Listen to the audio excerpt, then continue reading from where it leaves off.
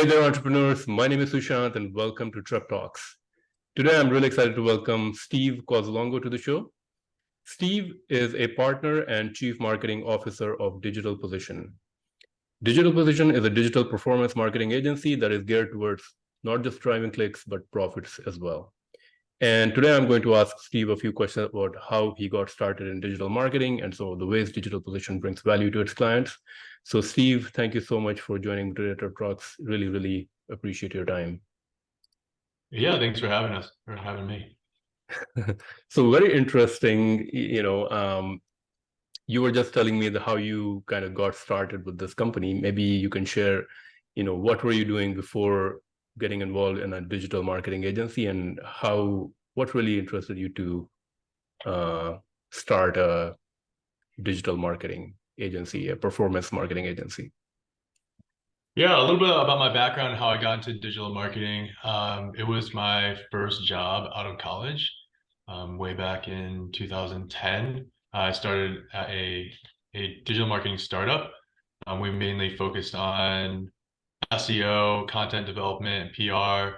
It was really interesting. It was great to get my feet wet. I had the opportunity to meet, many important players or many important people within the industry, especially at that time. Just Google Ads was just starting, around that time. From there, I got exposed to more areas of digital marketing, such as PPC. As I moved around and hopped around to different jobs, I started working for a large digital marketing agency called Resolution Media. It's underneath Omnicom Media Group. There's over 2,000 people in the company. I got the chance to work with Fortune 100 companies with huge budgets, which was really good experience. But all that experience led me to Digital Position, where there's things that I didn't necessarily like about certain agencies and how they operated. And once I linked up with my business partner, Roger Parent, we realized that there's a big hole in the industry that we could fill. What was the whole, or what did you not like? What was going on, and what are you bringing with Digital Position that was not that you thought was not offered in the industry? Yeah, definitely. So in the beginning, at the first startup, I was definitely exposed to a lot of agencies that were just figuring out loopholes around digital marketing. So back then, there was a lot of gray hat, black hat techniques that got people ranking, and paid advertising was pretty. It was so new to the space that there was also a lot of challenges and problems in it. Just thinking back at different match types of keywords that didn't even exist back then, or you had to have exact spellings or incorrect spellings of keywords that you need to bid on. But then when I worked at a large agency, I also realized that the level of service just didn't really seem like it was up to par, right? You have these giant agencies that are employing young adults that are looking for stepping stones, that don't necessarily have a passion for digital marketing, yet they're the ones that are pressing the buttons or pulling the levers for these $100 million advertising budgets. And it just seemed so crazy that for the price that these companies are paying, they weren't really getting the level of service that I thought was necessary. And thus began Digital Position, where we are able to offer white glove service and just a higher level of service to each one of our clients. Definitely. Now, I do know that on your website, I mean, that is kind of your value proposition, right? You're not just driving the clicks, you're kind of, your focus is on driving profits. And I mean, I've been in e-commerce for the last, 11 or so years, and I've kind of worked with big retailers, and I've, seen digital marketing. I've managed digital marketing agencies as well. And I kind of agree with you that a lot of the times, because agencies a lot of the times get quite focused on driving profits, and because of that, they're kind of hiring people who may not be like the most the quality is not as par. So what is different about your agency? Are you kind of hiring people who are bringing certain expertise, or do you just have a management structure that is really focused on making sure like the quality assurance process?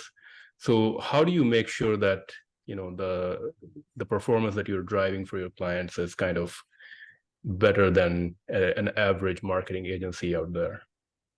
Yeah, that's a good question. I mean, there are a lot of agencies out there that can do digital marketing, right? They can do PPC or they can do SEO. Do they do it well? Is really that question, and that's what we wanted to kind of change or provide our clients. And the way that we do that is providing a deeper understanding of not only the business but the industry and even the competitors that our clients have.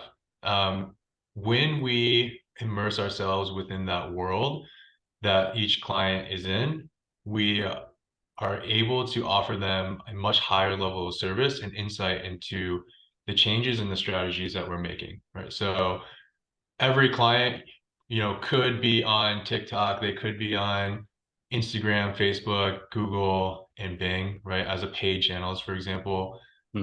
But does that really make sense to them? Or taking it a layer deeper, um, you know, what actual products or services are driving the most growth or has the longest lifetime value for a customer? Or where is, the margins or what has the highest margins for a specific consumer? A really good example is one of our clients sells products for wakeboarding, water skiing, and all that kind of stuff. They could sell 100 to 200 life jackets every single month, Hmm. and optically that makes the results look really good, right? We're getting 200 conversions at a $30 CPA. That's Hmm. great. But is that really what that's like driving the needle in terms of profitability for the business? Hmm. No, right? A life jacket might cost $50 to $80. The margins are going to be pretty slim. They're going to be they're a third party retailer. So yeah, they can drive conversions, but that doesn't actually mean that the business is healthy. So us understanding that type of information about a business helps us to make better decisions that align with our clients. What kind of clients or what kind of industries do you mainly work with? Are you kind of a industry category agnostic kind of an agency, or do you specialize on certain kind of categories or kind of clients? Yeah, that's another good question. So while we would love to work with maybe specific industries or niches, we're industry agnostic.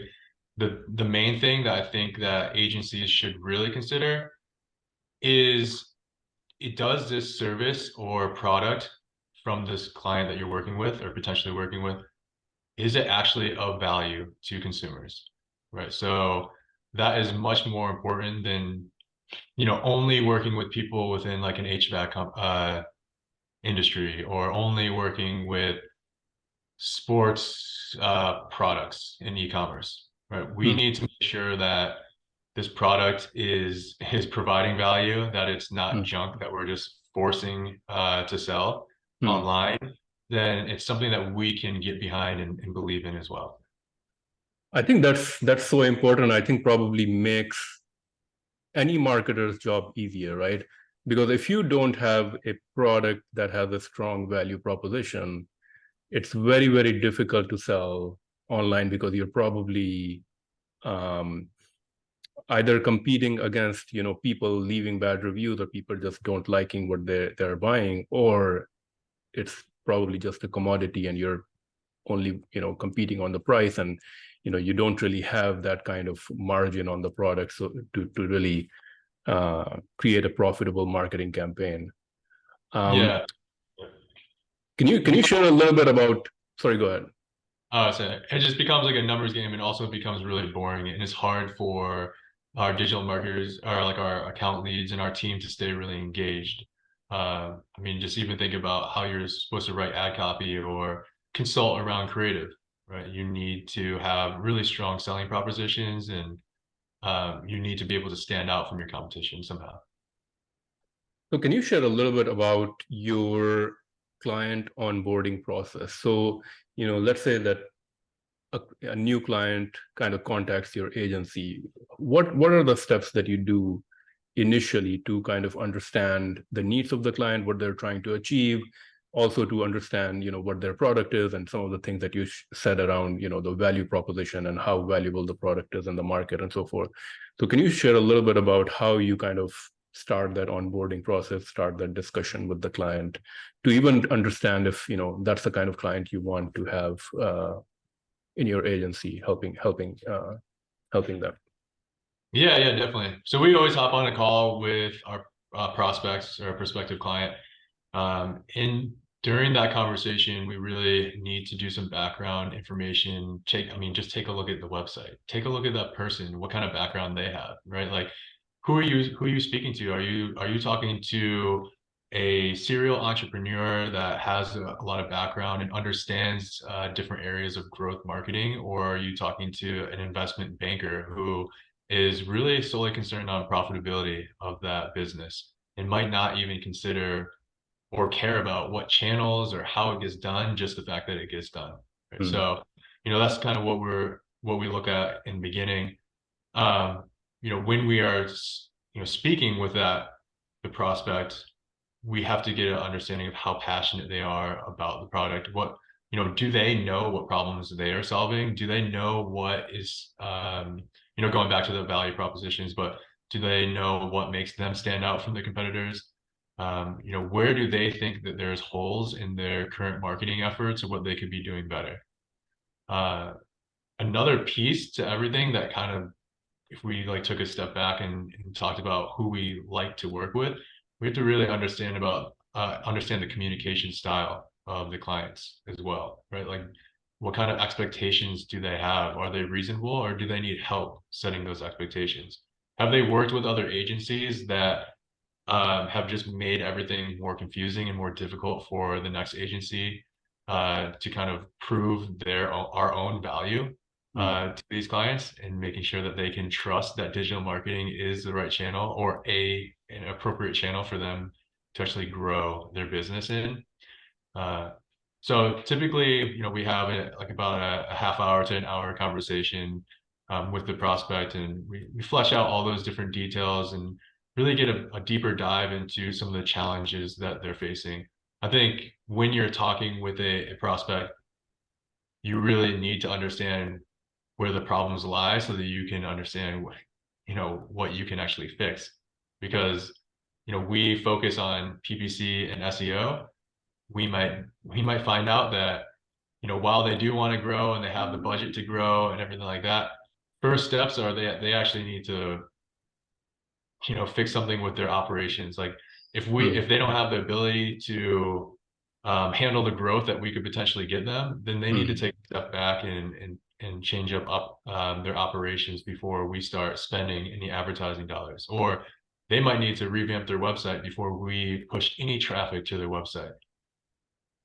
That's so true. I mean, I think every client is probably very different, and in terms of the services that you're offering versus what the client needs versus what the client thinks they need, right? So a client, I mean, of course you provide PPC and SEO services, but when you talk to the client, maybe, I mean, do you also offer them strategic advice? I mean, the client may think, I'm assuming that when a client comes to a digital marketing agency, they may have a product and they specialize in that product, and they may be thinking, I hire this agency and now they are kind of my, it's their job to bring me new customers, right? How do you kind of manage those expectations in terms of what kind of results you will be able to drive for them and what you are able to do for them? Do you kind of help them with strategy? Do you only help with execution? Do you kind of take on the role of, what is called like the fractional CMO, or you kind of become the marketing arm of that company? So can you share a little bit about how you manage client expectations, what they want versus, how you advise them on what exactly that you can help with them? Yeah, definitely. So I'd say that our role, especially our expectations for our account leads, is to be an extension of their marketing team. I think it's a lot to ask to have our account leads be assume the role of like a fractional CMO. That takes a lot of experience, a lot of just a lot of experience to get to that point where they can even provide that strategy or that value. But I would say that providing strategy to our clients is an expectation that we have for our team, and I think it's necessary for proper implementation of SEO and PPC services. Right. The last thing that we want to do is have somebody micromanage us or them steer the ship in terms of what to do. We have at this point, we're spending millions of dollars every single month, or just in over our careers, and everybody within our company is managing, millions of dollars on PPC, or they've, diagnosed or worked on hundreds of websites for SEO, whatever it might be. And we understand the best practices, and those best practices might not always align with what a business owner thinks should happen to their website or to their advertising or to their ad copy, whatever it might be. But it's up to us to be able to explain that properly to each one of our clients and manage those expectations, right? Just because you want your brand voice to come across a certain way doesn't mean that that's what's best for ranking, right? Yep. Or the ad copy on a specific page. So at least by explaining something like that, we can understand like, hey, your traffic might drop because we're actually not targeting these specific keywords on the content on that page. But if your brand voice is more important to you, then absolutely let's change up the wording so that it's authentic to you. But overall, managing expectations is definitely something that needs to be done constantly. And there's just so many different areas within digital marketing and just services in general where expectations are extremely important, especially when it comes to results. For sure. In terms of the services that you offer, your website says you're a performance marketing agency. Can you describe exactly, what services you're offering? What are your core services that you help clients with? Yep, the core services are paid advertising. Everyone uses PPC, but people tend to think that PPC is Google text ads only, Mhm. or something of that nature. We do paid advertising, and that's basically any platform that allows you to, pay for advertising space, Mm. and then also SEO, so more of the organic search engine results, marketing. And those two services are our only, or our bread and butter, and the only things that we focus on. We really try to keep our blinders on and make sure that we don't get distracted by everything else. There's a lot of other areas of digital marketing that affect PPC and SEO, such as like web development or online PR or whatever it might, or email marketing. But in order for us to be the best at what we do, I think it's really important to stay in our lane and then let other experts kind of handle these other channels. Um, Yeah, I think that makes sense. Are you still there? Hello?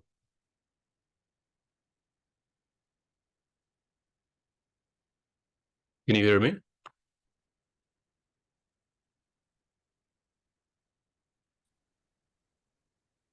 all right, it looks like you're back. Oh, I don't know what happened. You just froze Yeah, all of a sorry. I think sudden. my internet kind of cropped out a little bit. Okay, no worries. So yeah, I was going to ask, digital marketing, paid advertising, and also SEO.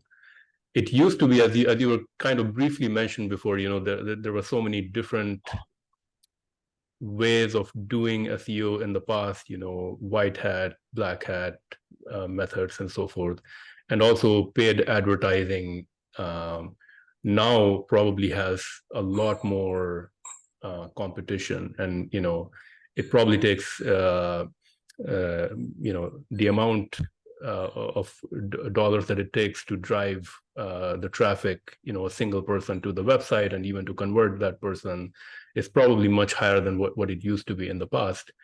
Can you share a little bit on how, in your own experience, digital marketing, specifically paid advertising and SEO, has changed over time? What is kind of working right now? What is not working right now? Has things become easier for agencies, or it's like an uphill battle because of oversaturation in the industry? Yeah, so I'm going to try to answer that whole question. But what has changed the most? I would say that things have probably gotten easier to implement over time, right? So let's take paid advertising.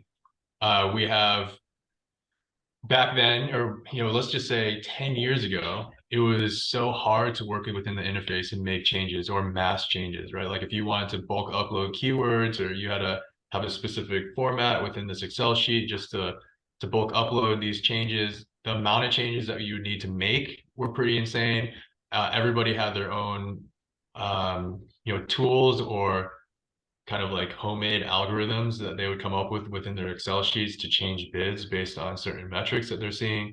Now there's a lot of automated bidding strategies that helps us get from point A to point B a lot faster. Mm. Um, on SEO, I mean, obviously there is a lot more. I mean, back in the day, there was a lot more manipulation, right? Like, maybe let's just take it for example, you could have added a bunch of text in white at the bottom of a bottom of a page to help get Mm. you to rank faster because Google is just crawling that the website and seeing those clues, and it was but like now Google is much smarter, so they can't, or you can't use any of those techniques. But the reason why SEO might be a little bit easier now is because we have these core set of rules and optimizations to make that everybody needs to be doing that are frankly easier to do because it should be like just it should be natural to any business to want to share that information. Just like for example, um, you need to make sure that you have an about us page, right? Mm. For authenticity, and Google needs to wants to see that about you. Mm. We're just talking about like really simple concepts right now, Mm. but that should be something that every website should have or every business should have, and it's something that Google weighs heavily at the moment. Mm. So in some ways, it's really really easy, or it's gotten a lot easier just because we know what to do and what to look for. Uh, what was the second part of that question? So that is easier, that you have now automations and you have some clear cut understanding of what is required to rank, or what is required to get your website.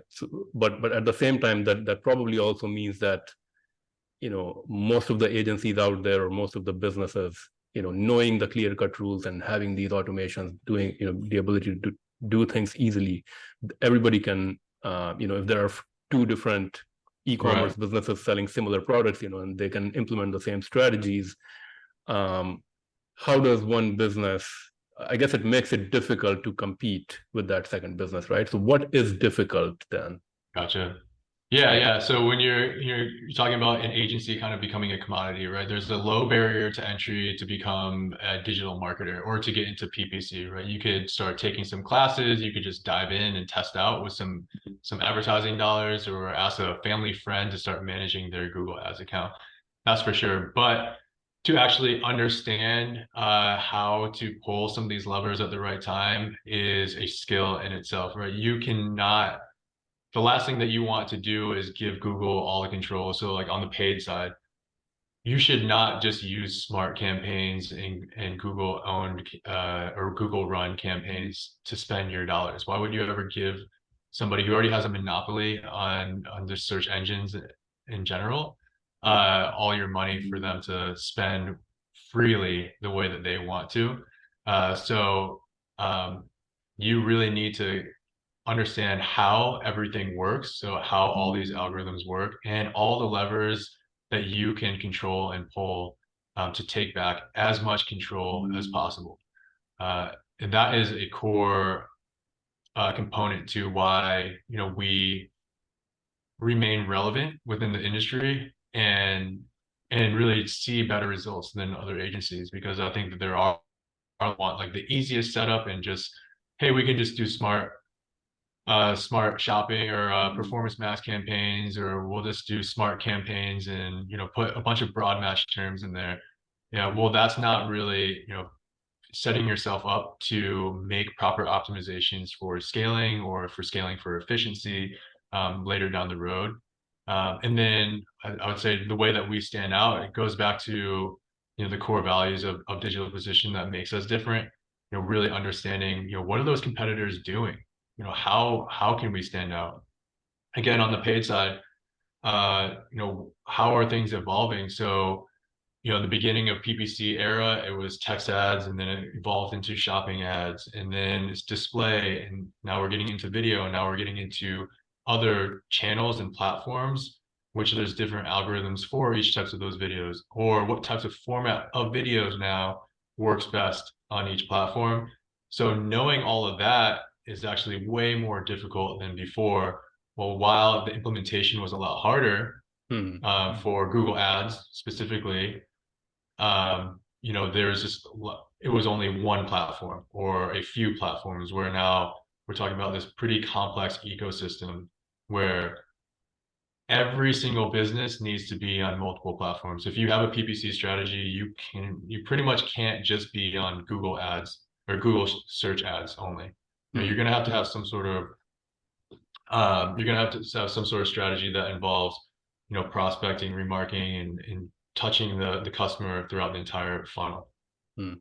So it almost seems like that the barrier to entry now is not on the execution side, but really on the knowledge side of understanding the different channels, what works on one channel versus another, and really having the right measurement and optimization strategy to always have the pulse on the campaign and be able to optimize it, not just an automated way, but really in a manual. Person has to keep on looking at the campaigns and making sure they're optimizing in the right way. Yeah, for sure. Can you give an example of maybe one of your clients where you really kind of took their PPC campaign or SEO campaign, where it was not highly optimized, or they were not getting the kind of results that they wanted, and you came in, and what did you do? How did you change their PPC or SEO, and what kind of results were you able to drive for them? Yeah, definitely. One that comes to mind off the top of my head is a business that sells air filters. It's in an industry that's pretty crowded, right? And it's a commodity item. I mean, you can buy air filters on Amazon, and you can also buy air filters at Home Depot and Lowe's. So you're already competing against some of the biggest businesses in the world, and then some of the biggest businesses within America, brick and mortar locations as well. Um, what we were able to do is take a look at what channels would work for them the best, and then how we are sharing that message across each one of those channels. We were really using some of these social channels to figure out what audiences would be on each one of them. So just for example, we all know that it's a TikTok is going to generally be a little bit younger of an audience versus Instagram versus even Facebook. So on each one of those platforms, what types of messaging should we be, or what types of messaging do we need to have in order to resonate with those audiences? So that needs to change per platform and per audience. So there's a lot of strategy behind that, and getting like a better understanding. Also, really identifying what types of problems the customers are facing. right? Especially when it is a commodity item. And we were just talking about how when it is a commodity, how are you competing? Is it going to be price? What is the major selling proposition? Um, and why should somebody go with you? Hmm. So really digging in and working with the company and the client to identify that as well to make a really strong case for people signing up and working with them versus buying from Amazon or the Home Depot or the Lowe's, whatever it might be. We were able to more than double the spend. We also broke into an additional market, right? Where we were first talking about air filters, and then we actually got into fridge filters.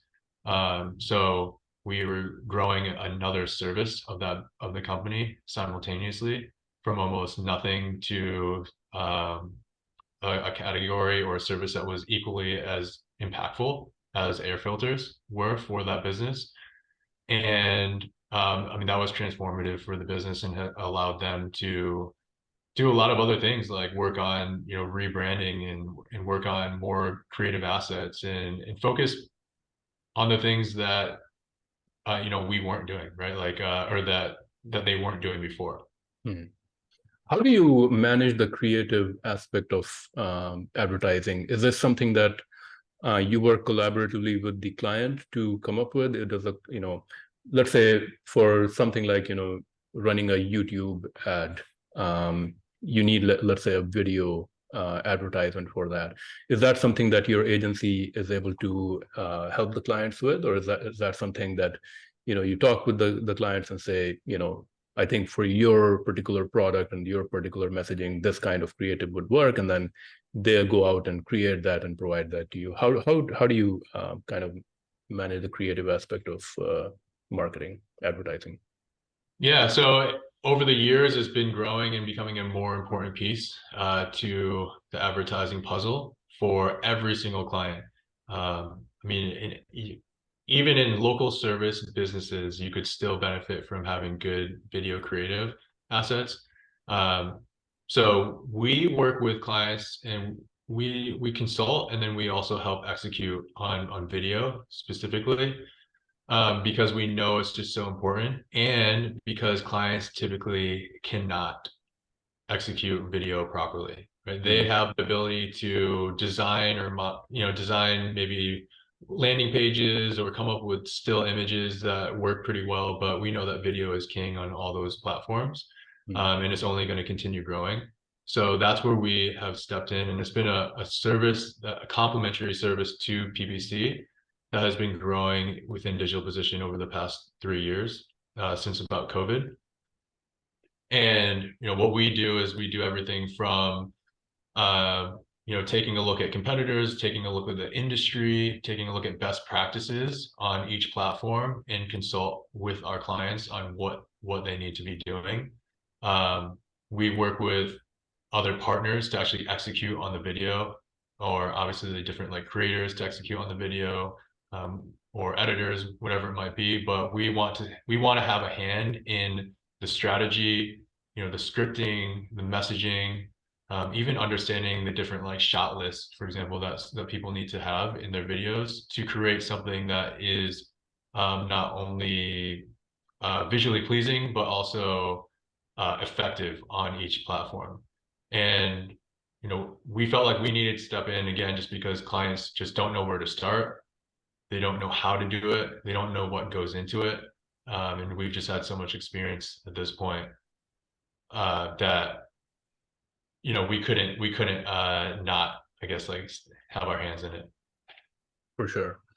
Um, Digital marketing or advertising is kind of evolving so quickly. I mean, this is like advertising is so competitive now.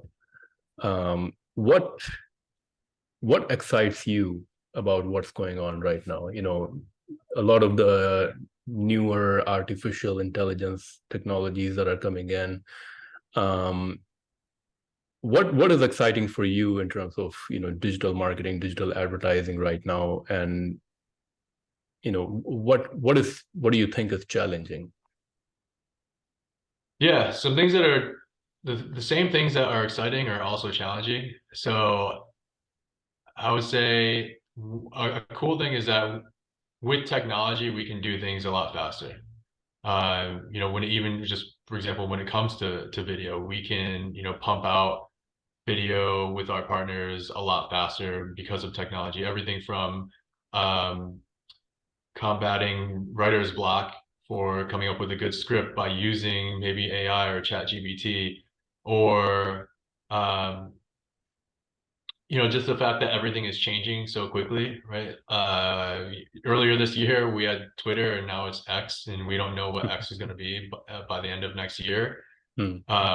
TikTok was absolutely on a tear over the past 3 years, and Hmm. uh, Snapchat is now one of the fastest growing platforms. I didn't think that Snapchat was going to overtake the growth rate, or such a fast growth rate over TikTok. But Hmm. that just recently happened. And Snapchat has been around since what, like 2012, 13. Hmm. So it's been around for a while. So the fact that everything is changing is exciting, but that also makes it more difficult, right? Because now we need to really figure out, all right, well, what's our processes for each one of these platforms? How are we going to build that into the strategy for our clients?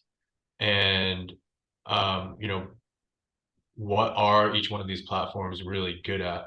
So while you might use video on Instagram, LinkedIn, Facebook, and TikTok, like the types of videos has to be way different, or the types of advertising in order to be effective is going to be different on every single platform. So that part is definitely challenging to make sure that you are an expert on each one of these platforms, and that you really know what works, and the audiences on each one of those things, and that you're moving fast enough, right? Because there's sometimes where, like, I guess, like, if we weren't adapting to the fact that TikTok was a growing platform over the past 3 years, we would have been missing out on a huge chunk of um, not only revenue, but a big piece of important marketing strategy for our clients. Definitely. I mean, it almost seems like, if there is a business and there's so many different platforms and so many things changing all the time, every business almost needs to have some sort of a performer in-house that can adapt and create. It's like a constant content creation engine you need to have in order to be relevant in the marketplace. Mhm. And a business that comes to an agency, like, do you ever have conversation? I'm sure you have this conversation all the time, where the client, because marketing budgets are always constrained, does the client come to you and say, can you guarantee me that, this is the result I'm looking for? Can you guarantee me this result? And how do you kind of manage that conversation? Because I'm assuming no agency can ever, guarantee a certain result, right? Yeah, I mean, I think every single person wants to know that there is some sort of guarantee, and I always say that while people are speaking to multiple agencies, if somebody is promising results, that should be a red flag to the prospect or to that client. If somebody is saying that, uh, the only thing that can be promised is effort, or at least explaining in detail how you've accomplished something similar with another client. So through your track record and using data. So you could say that at least directionally, these results should be expected, but I mean, you can't really project out revenue growth or whatever it might be. Every situation is really different though, because you can look at an account and just say, all right, well, I can just tell right there that this is set up wrong, and we're going to have a pretty big impact within the first month. Hmm. So I think that maybe taking that approach, when looking at a prospect, and actually diving in and auditing whether it's their website or their advertising accounts, being able to kind of quantify how much or how fast things will be changing would be really, really important, and I think establishes a lot of trust with that client. Can you share a little bit about what kind of support does a client receive in terms of, once they start working with you, with your agency? what kind of, I guess, do they have an account manager if they have any questions, issues, or, in terms of performance reporting? How does the client feel supported when they're working with your agency? Definitely. So we really try to make sure that the client feels like they are being heard for one, making sure that we're responding to any inquiries or requests or emails within 24 hours. That's a big thing for us, within at least business hours. On the weekends, it's hard to have account leads, respond to emails. It's not an expectation, but lots of our account leads care enough that they do. They also have, every one of our accounts has a dedicated account lead, and also support from a manager. And then also we have a support team that helps with a lot of the changes in the background, whether that might be like a promotional change or some sort of update in the account, uh, or anything like that. On top of that, we like to be proactive where we can. So for example, especially like on the SEO side, we have, we send out emails with algo updates, right? So if there's a major change to the landscape, we want to let people know so that they're aware of that. And that's twofold. Like one, so that we can say, hey, this is what we're about to be focusing on or working on, or just to let you know if there is volatility in the rankings or the results that you're seeing, it's likely because of this change in Google, Hmm. or one of the search engines. So I think that kind of goes back to expectations as well, or how to manage those expectations, but being proactive so those types of questions don't, those negative questions don't arise. What does your team look like right now? So our team, we have 32 people on our team, 32 full-time US employees on our team.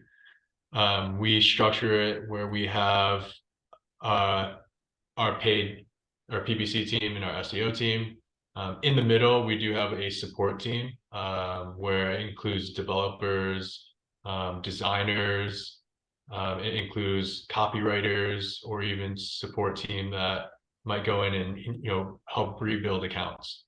So those teams, that's in the middle. That support team's in the middle because it supports PPC or it supports SEO in order to provide the proper service. And then a couple other positions that we have is we have like an onboarding team, like an onboarding specialist that helps, just because onboarding is very disruptive to the entire process of running an agency and to account leads. And we also have a director of operations.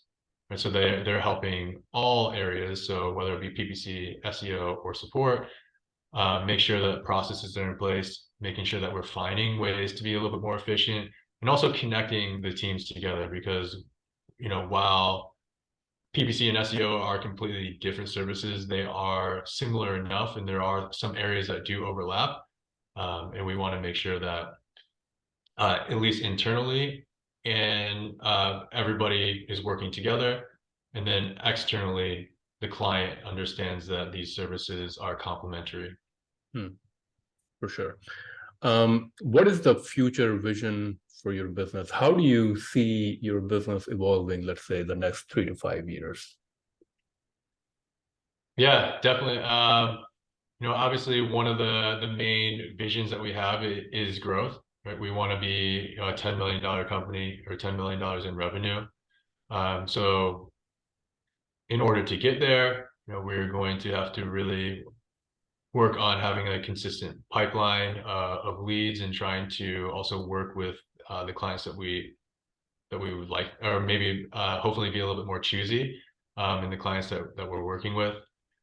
Um, just as far as vision, we also want to remain core to we want to continue having the core values that I was discussing earlier in this conversation, where we are taking the time to really understand our clients. We're not providing a cookie cutter service.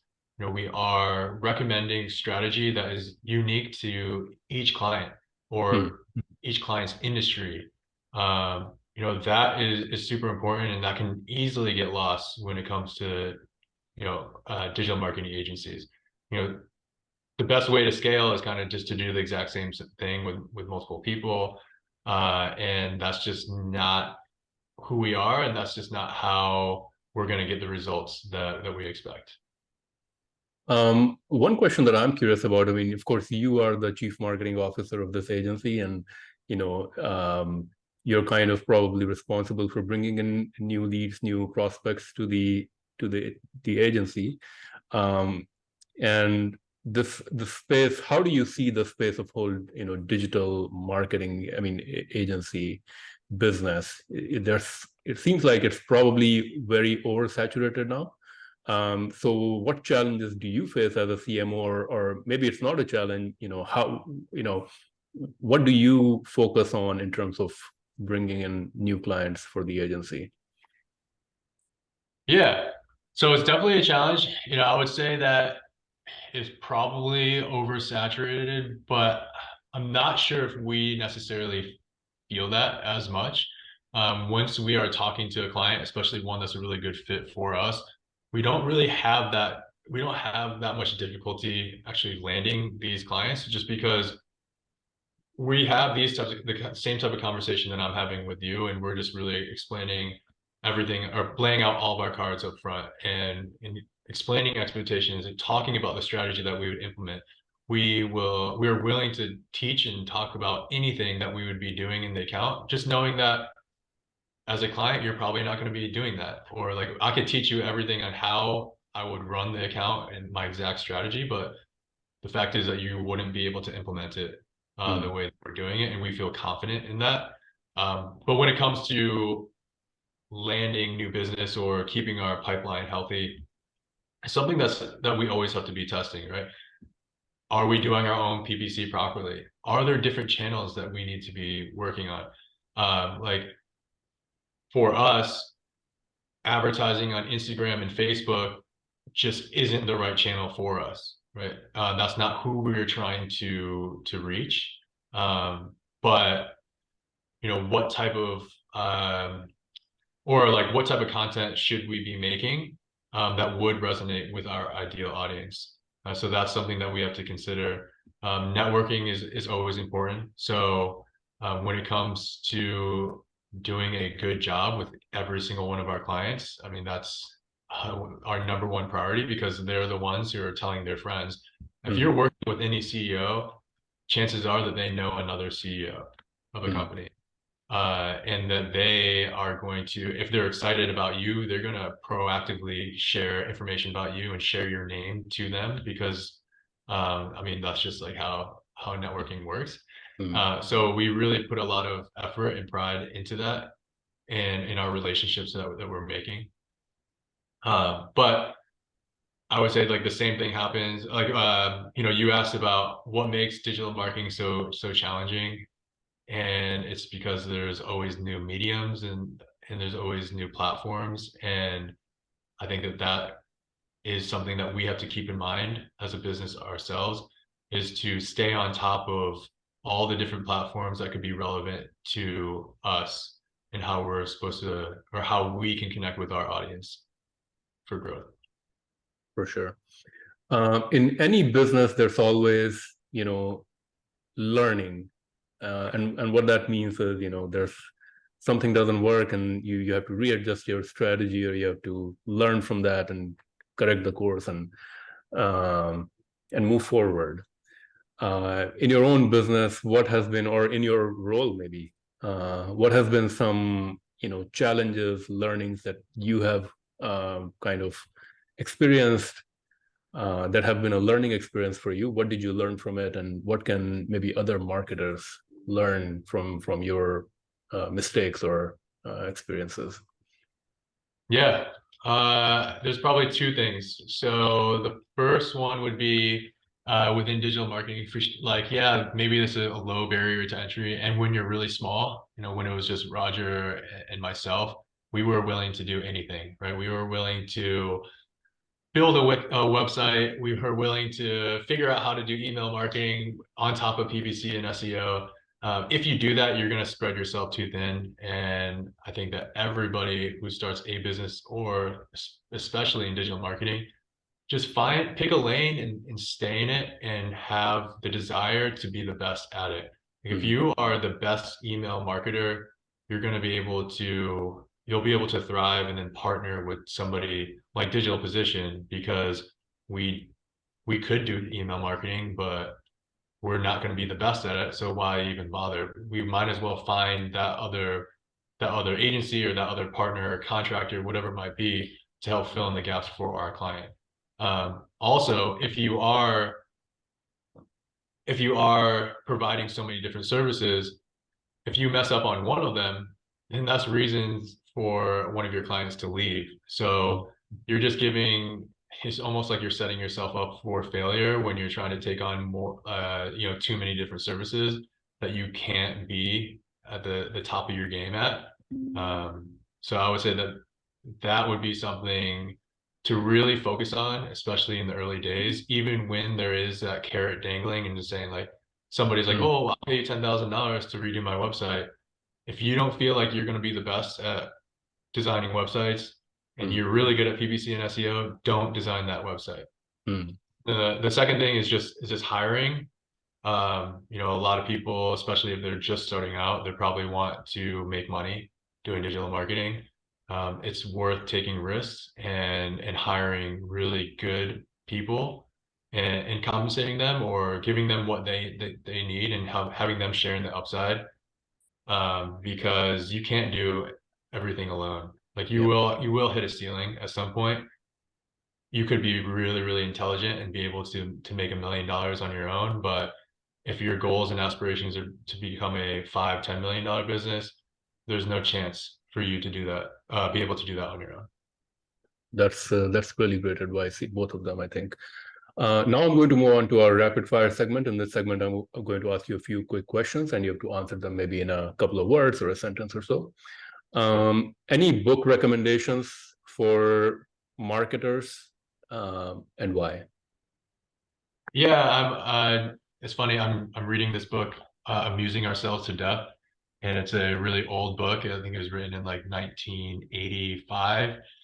Um, and it just talks about how media changes everything, and I think it's a really good perspective, and it's a timeless book on what it or like how to utilize media, or um, how it's shaping our culture, and it just is very uh, it's just very relatable to digital marketing in general.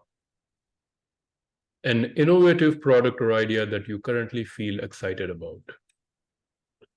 Yeah, I know it's like a hot topic, and probably everybody is saying this, but AI is crazy. The amount of new businesses, the amount of new opportunities that are coming from it. If you're a true go-getter, then you should be staying on top of AI and what's happening. Otherwise, you're just going to fall behind. Definitely. I mean, yeah, we have to see what what everything becomes because of AI. So Mhm. yeah, it may be a very different world. A business or productivity tool or software that you would recommend, or a productivity tip? Um, yeah, we just started using this tool called Notion. Hmm. It's really, really cool, and one of the main reasons why we started using it is because, well, one, it also integrates AI and those AI capabilities, but two, it allows us to kind of brain dump all the knowledge that we have across our business into one central area, Hmm. where every team member can kind of look up and access very easily. So it's like, instead of using OneDrive or Dropbox or Google Drive, and then using Slack, and then using some other um, project management software, kind of integrates all of that into one. So it's just really good for at least a company of our size. Definitely. A startup or business that you think is currently doing great things? Hmm. Yeah, that's a good question. What's funny is that I've been thinking a lot about how things are shifting in our economy, and a lot of manual labor businesses Hmm. are thriving. I mean, I would say it's pretty hard to find a plumber or HVAC technician or somebody like that to come over immediately these days. So even though you'd probably imagine that I would think of something that's a little bit more technology focused, I think at least for maybe some of those young entrepreneurs out there that you should maybe consider some of those old school businesses. Definitely, I think there's a lot of opportunities in service-based businesses because, yeah, not everybody wants to do it, and there's a shortage of it.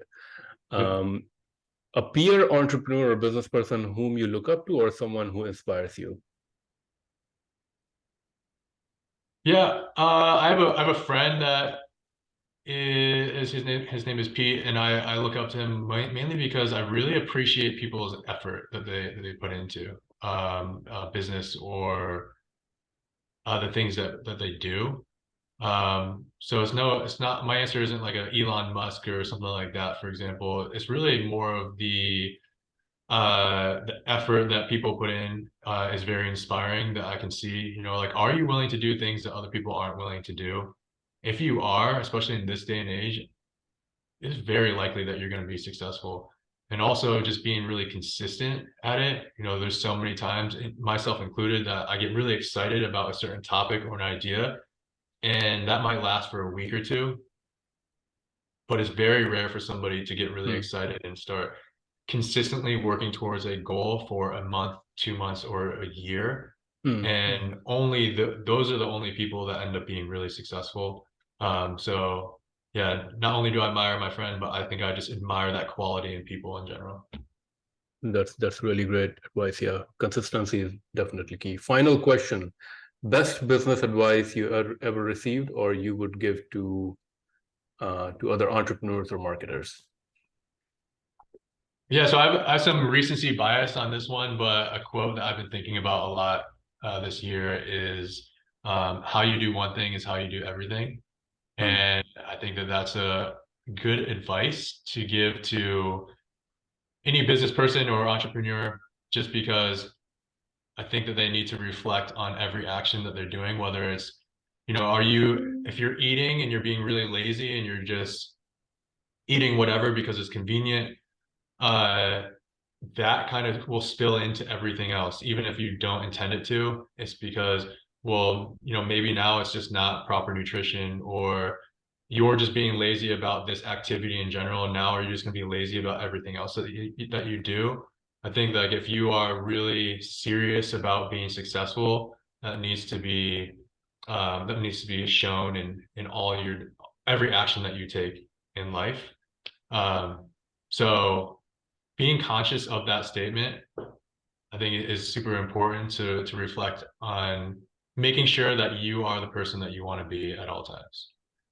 Definitely. I think anybody who's kind of in the pursuit of excellence, they try to do things in an excellent way in every area of their life. So that's definitely really, really great advice. Well, Steve, those were all the questions that I had. Thank you so much for joining today at Trip Talks, for sharing a little bit about yourself, your story as a marketer, a little bit about Digital Position, the product services you provide, how you help your clients, and also your thoughts on marketing and what's going on right now in the digital marketing world. So thank you so much again. If anybody wants to check out Digital Position, what's the best way to do that? Yeah, just check out our website, digitalposition.com, and then reach out if you have any questions. I'd love to have a chat with you. Awesome. Thank you, Steve, and wish you all the very best.